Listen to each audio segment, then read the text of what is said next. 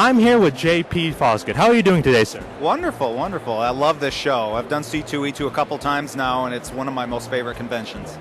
So you're enjoying it so far? I love it. The fans here are terrific. Chicago's a beautiful city, and they put on a terrific show. Reed Pop is incredible. How did you first get interested in comics? Oh, well, where I grew up was a really rural area, and we didn't have any art museums or anything like that, but I had newspaper comics, I had comics at my local 7-Eleven, and that was just in my environment. And I already had a passion for drawing, so it was a natural choice to get into cartooning.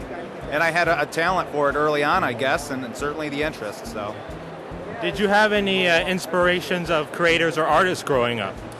When I was growing up, my biggest influences were Jim Henson, who created The Muppets. He's still my lifelong hero. And Charles Schulz, who created Peanuts. He was my model for what a cartoonist is supposed to be. And it's certainly grown from there. There's so many influences that I have, but Jim Henson is definitely top of the ladder for me. I've noticed that you have a pretty recognizable artistic style. How did you develop it? Well, I just... It's hard to say. I guess it's the comics and the animated movies and television shows that influenced me the most just sort of flooded into my psyche and came through in my own artwork. I mean, it was never a literal thing where I was drawing someone else's character and trying to draw them like they did, but just little influences here and there really fed my style, you know, and so definitely animators more than anyone are influencing my style today. And can you tell the folks at home a little bit about your ongoing webcomic, Dead Duck? Yeah, Dead Duck started off as a graphic novel that was originally published through Ape Entertainment in 2009, and is about a duck who works for the Grim Reaper delivering the dead, and it's very much tongue-in-cheek Mad Magazine kind of humor.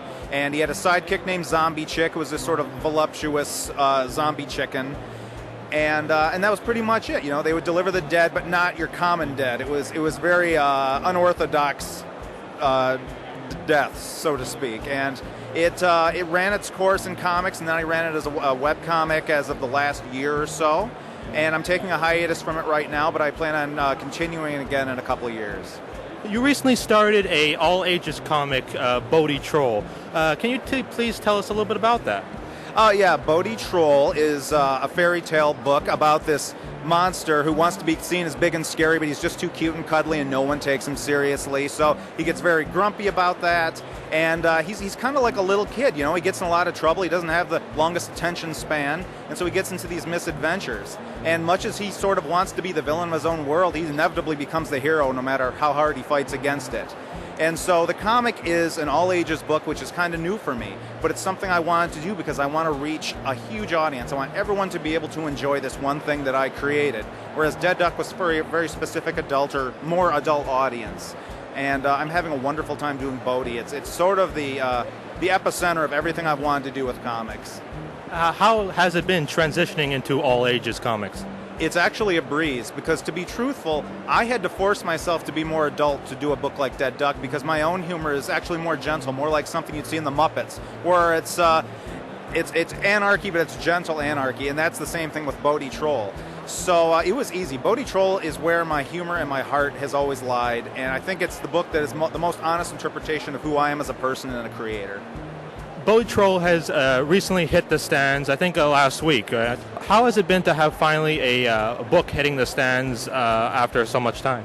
It's a dream come true, honestly. I wish it hadn't been so long between Dead Duck and Bodhi Troll, but I've had so much developmental stuff in between there where I've learned so much about working in comics. I've met so many great creators, done so many conventions, I'm spreading my name, so now is the perfect time for me to have this book out. And it's still a dream come true to see the printed book on a comic shelf and to find out how well it's doing. It's selling out in my area. I live in southeastern Michigan, and all the comic shops in the area are selling out of it right now. And these are people who don't even necessarily know me, but the work is appealing to them, be it the look or the story or whatever, the humor, and I'm just amazed by it. And I think Bodhi's going to grow and grow into something people are really going to want to read.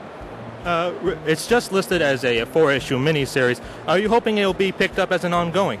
Well, as a matter of fact, in a sense, it is ongoing. The model that Red 5 had in place was that we're going to do 4-issue series, collect it in a trade, and then do another series, and then another trade, and so on and so forth. And that could happen, you know, for years. If it's a big enough hit, I can see me doing this for at least a decade or longer, however long the audience will have me. I love doing it. Well, thank you very much for talking to us, and I wish you all your success with Bodhi Troll. Well, thank you very much for taking time to talk to me. I appreciate it.